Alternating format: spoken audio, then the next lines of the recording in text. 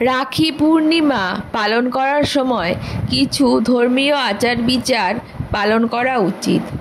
যেমন রাখি বাঁধার সময় সেই রাখিটি প্রথমে ঈশ্বরকে নিবেদন করতে পারেন। এই সময় ভগবানকে কুমকুম এবং চালের তিল লাগাতে হবে। রাখি বাঁধার সময় আপনার ভাই বা দাদার মাথা টুপি বা কাপড় দিয়ে ঢেকে দেবেন, কারণ হিন্দু ধর্মে মাথা ঢেকে কাজ করাকে শুভ বলে মনে করা হয়। রাখি বাঁধার সময় 3টে গিট বাঁধুন। 3টে গিট ব্রহ্মা, বিষ্ণু এবং মহেশ্বরকে উৎসর্গীকৃত করে বলে মনে করা হয়।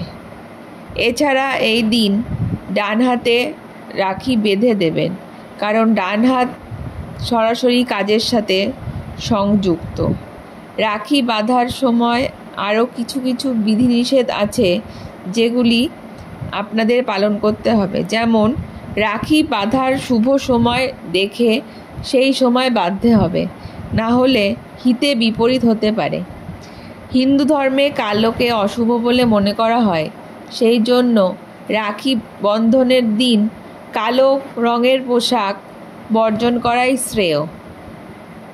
ভাইকে বা দাদাকে রাখি পরানোর সময় যে কপালে যে তিলক লাগানো হয় তাতে অবশ্যই গোটা চাল ব্যবহার করবেন। এতে ভাঙা চাল যেন না থাকে, না হলে ভাই বা দাদার অকল্যাণ হতে পারে।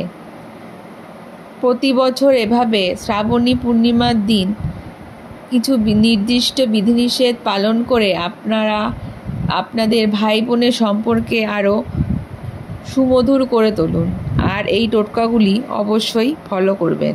ধন্যবাদ।